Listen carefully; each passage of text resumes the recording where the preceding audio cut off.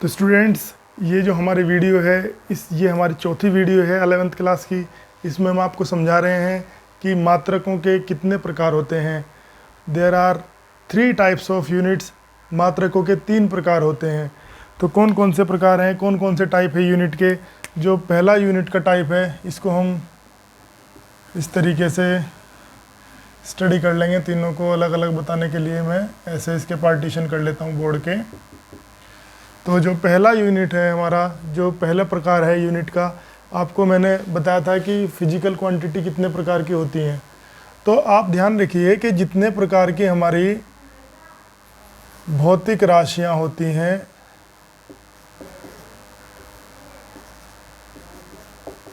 उतने ही प्रकार के हमारे मात्रक होते हैं। क्योंकि हमने पढ़ा है कि भौतिक राशि वो होती है जिसका मापन किया जा सके, और जिसका मापन किया जा सके उसका यूनिट होगा कुछ ना कुछ। मतलब फिजिकल क्वांटिटी वो होती है जिसका हम मेजरमेंट कर सकते हैं, और जिसका मेजरमेंट कर सकते हैं उसका यूनिट होगा। तो क्योंकि 3 तरह की फिजिकल क्वांटिटी हैं, कौन कौन सी थी? पहली थी हमारी बेस या फिर फंडामेंटल क्वांटिटी, मतलब मूल राशि।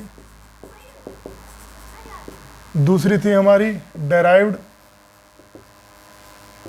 क्वांटिटी, मतलब व्युत्पन्न राशि। और तीसरी थी हमारी supplementary quantity,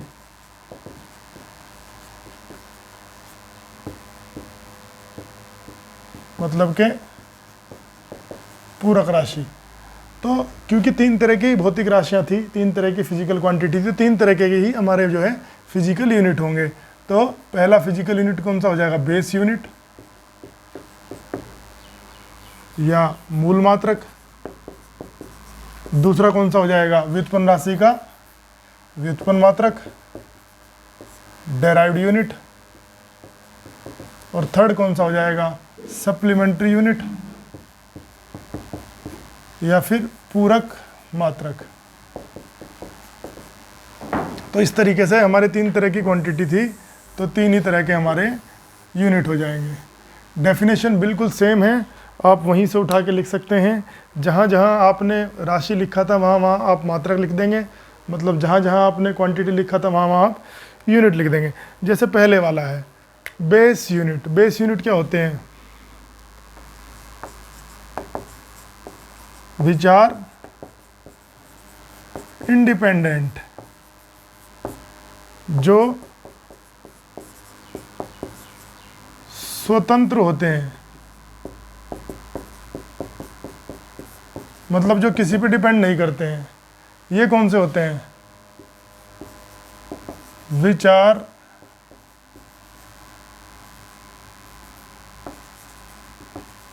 derived from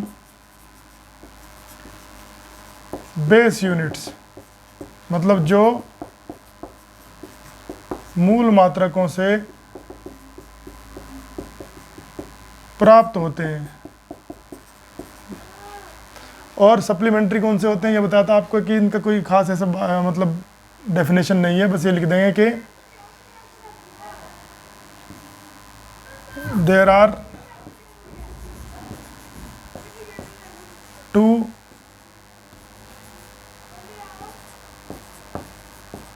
supplementary units other than all base and derived units। मतलब कि सभी मूल तथा व्युत्पन्न राशियों के अतिरिक्त 2 पूरक मात्रक हैं। राशि नहीं, मात्रक है यहाँ पे। मतलब जितने भी हमारे बेस यूनिट्स हैं, जितने भी हमारे डेराइव्ड यूनिट हैं, उनको छोड़ के 2 यूनिट हमारे पास में कौन से हैं? 2 यूनिट हमारे पास में सप्लीमेंट्री यूनिट्स हैं, 2 यूनिट हमारे पास में पूरक मात्रक हैं। तो ये 3 टाइप हो गए, बिल्कुल वैसे जैसे हमारे पास में जो क्वांटिटी थी, क्वांटिटी के हमने टाइप लिखे थे, फिजिकल क्वांटिटी के भी ये 3 टाइप थे। अब ये कितने होते हैं, देखो ये आपने पढ़ा था पहले, ये 7 होते हैं।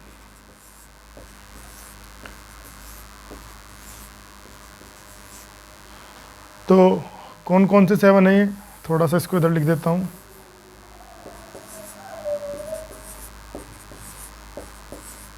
जो बच्चे पहली वीडियो देख के आए हैं उनको इजीली समझ में आ जाएगा, जिन्होंने नहीं देखी है वो तुरंत पहली वीडियो देखें। पहली कौन सी है इसमें, सबसे पहला कौन सा होता है, लेंथ या लंबाई। दूसरा कौन सा है, मास। ऐसा कुछ नहीं है इसमें, जो है तुम इनके ऑर्डर चेंज कर सकते हो, मतलब जो फर्स्ट नंबर पे लिखा है उसको सेकंड पे लिख सकते हो, उससे कोई फ़र्क नहीं पड़ेगा। तीसरा होता है हमारा टाइम, मतलब समय। चौथा होता है हमारा टेम्परेचर, मतलब ताप। इसके बाद आता है हमारा विद्युत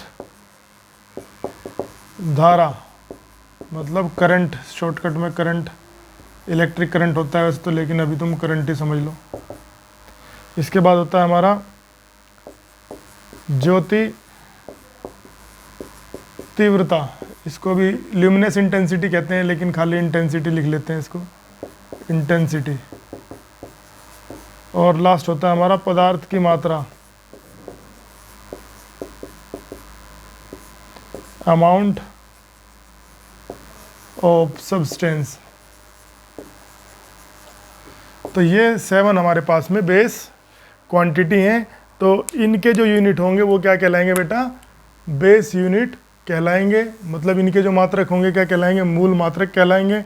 तो मैं लिख देता हूँ, क्योंकि 7 क्वांटिटी हैं तो मात्रक भी कितने होंगे, 7 ही होंगे। लंबाई के लिए यूज करते हैं मीटर, द्रव्यमान के लिए यूज करते हैं हम किलोग्राम। इसको हिंदी में लिख सकते हो, कोई खास फर्क नहीं पड़ता, ऐसे लिख देंगे इसको। समय को लिखते हैं हम सेकंड, टाइम का यूनिट क्या होता है, सेकंड। टेम्परेचर का यूनिट होता है बेटे केल्विन, और हमारा जो करंट का यूनिट होता है वो होता है एम्पियर। ज्योति तीव्रता का यूनिट होता है कैंडिला। पदार्थ की मात्रा का यूनिट होता है हमारा मोल। ठीक है, तो कैंडिला को शॉर्टकट में CD भी लिखते हैं। तो इस तरीके से ये हमारे पास में 7 बेस यूनिट्स आ गए।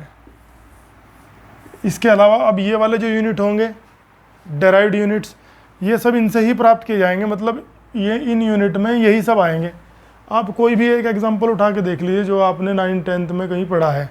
जैसे आपने पढ़ा है 9th 10th में आपने पढ़ा है संवेग,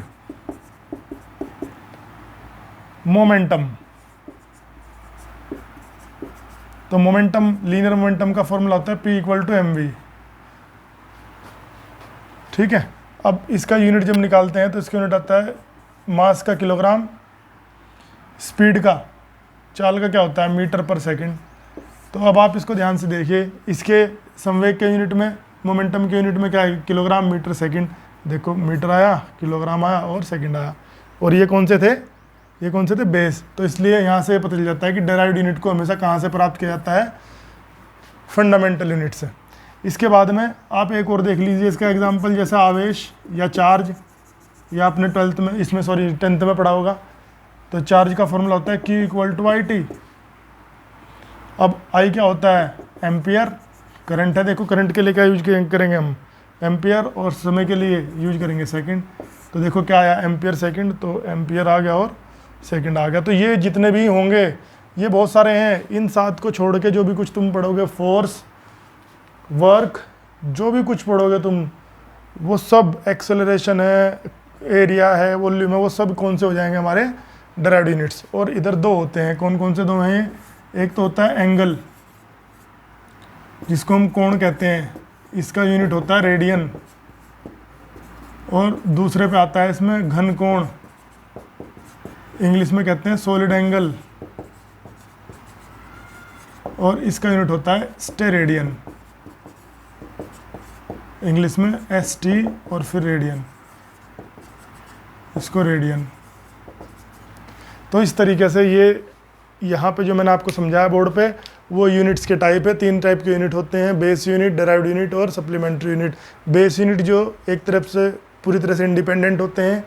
ये वाले डेराइव्ड यूनिट ये इनसे ही प्राप्त किए जाएंगे, इनसे ही ये मिलेंगे, इन पे ये डिपेंड करते हैं। और तीसरे इनके और इनके अलावा केवल 2 यूनिट ऐसे हैं, एंगल और सॉलिड एंगल, जो हमारे इनके यूनिट रेडियन और स्टेरेडियन जो हमारे कौन से हैं, सप्लीमेंट्री यूनिट्स हैं। तो इसमें इतना ही है। जो नेक्स्ट वीडियो हम बनाएंगे उसमें हम पढ़ाएंगे कि मेजरमेंट के कितने सिस्टम होते हैं, मापन की कितनी पद्धतियाँ होती हैं। Thank you.